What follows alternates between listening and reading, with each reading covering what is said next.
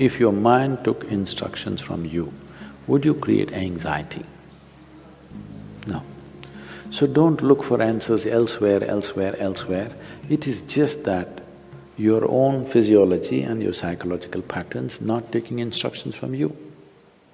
So you said so many things, I try, whatever these big words are floating all over California particularly, about surrendering to it, about letting it go, about… Not for one person has such a thing worked, ever. Has it, I'm asking you? You have anxiety, try to let it go. Does it go? Even a damn flu doesn't go. Yes or no? Even a simple cold does not go, you say go, does it go? So, let's not get into this fanciful states of surrendering, these are all words thrown around. Nobody knows what is surrender. Because when it happens, you will not know it has happened. You can't do it, I surrendered. How's that possible? So, leaving those things, essentially, as I said, you have not read the user's manual of how this works. We need to pay attention to this. The system is made in such a way, if you hold your hand like this, it'll work one way. If you do like this, it'll work another way. If you do like that, it'll work another way. It's a phenomenal process. If it was a simple thing, we could have just beaten it into shape with hammer and anvil, okay? It's too sophisticated. It's a phenomenally complex machine. One needs to pay a certain level of attention to be able to use it for what it is designed for. Otherwise, it'll get itself messed up. Now, there may be many factors, there may be genetic factors, there may be sociological factors, there may be growing up issues, various things. But do not ascribe your problems to any of those things. The important thing is just this, you are not able to have your mind the way you want it. That's the only problem you have, isn't it? The moment you ascribe it, I'm like this because my father was like that, I'm like this because my grandfather's genetics were not okay, you're finished. Because we can't change those guys now. Yes? You can't choose a different father or a different grandfather now, it's over. But you can transform this. You must understand, still it doesn't matter you have anxiety disorder. Still, if you put a piece of carrot, there is an intelligence here which can transform a carrot into a human being. That means every day a new body is being manufactured within you, isn't it? In parts, a new human being is manufactured every day. When the very source of creation is functioning within you and a new human being is constantly being created, if you take little charge of that, you can create an entire new physiological and psychological process. This happened to us some time ago. Last year, we were trekking in Tibet. I was in a tent, I was doing some work and another person was cutting an apple. One of these porcelain knives these days. So the other person around says to this person, "It's a very sharp knife, be careful." It irritates me a bit. I look like this because he's a grown man. If it's a child, it's different. Then we have to watch how he uses the knife. It's a full-grown man and a knife is supposed to be sharp. If it's not sharp, why do you call it a knife? So I ignored it and continued to work. In another 2 minutes, she says again, "It's a very sharp knife, be careful." I said, "Come on, he's a full-grown man, leave him alone, he knows how to use this knife. This stupid knife can't he handle?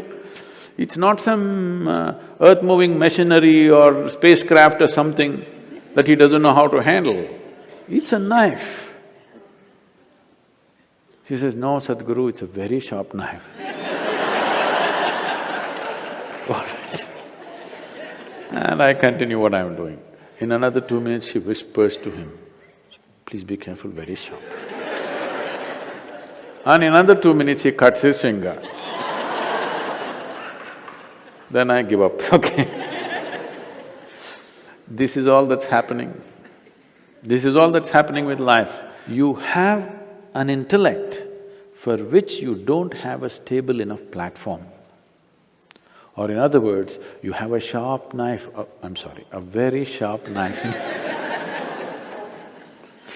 a very sharp knife in your hand, but your hand is not steady.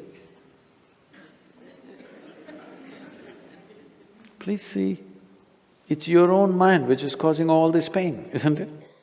Yes or no? So you have a very sharp knife, the sharper it is, the more you cut yourself.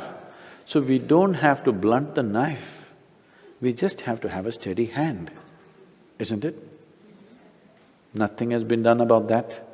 People are trying to blunt the knife with all these sedatives and nonsense. What you take is to blunt the knife. Blunting the knife is not the answer, because if you lower the possibilities of who you are, everything will be okay. If you remove half of your brain, you will be quite peaceful. Because it takes some brain to cause anxiety.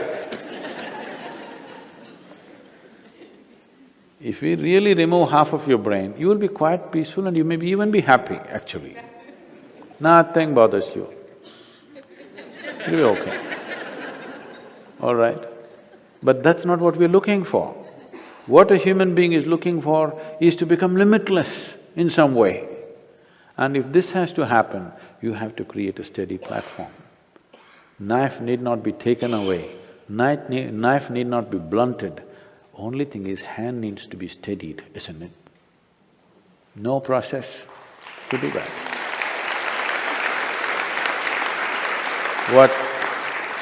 What inner engineering means, what yoga means is just this. When I say yoga, being in California, don't imagine all those impossible postures.